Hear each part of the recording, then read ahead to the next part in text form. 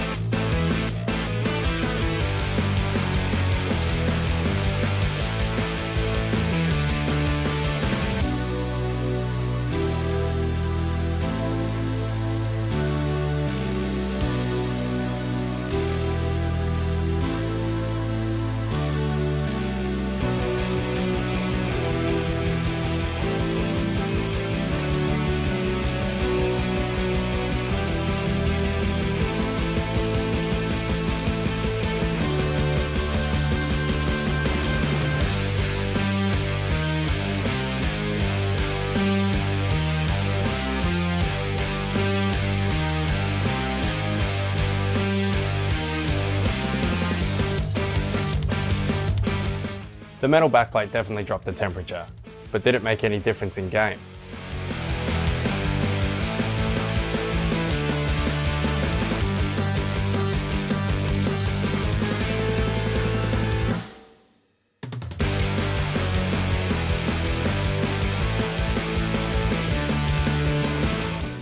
What if you already have a GPU that has a metal backplate? Most of them aren't thermally connected to the PCB, so if we connect it, doesn't do anything.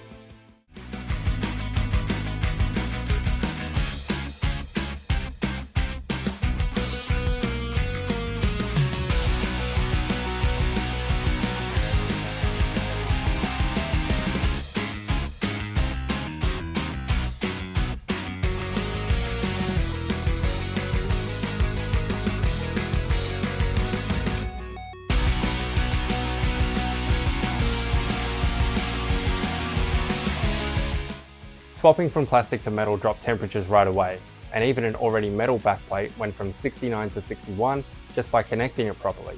So backplate cooling does work. And if you have a plastic backplate, it's probably time to invest in one of these.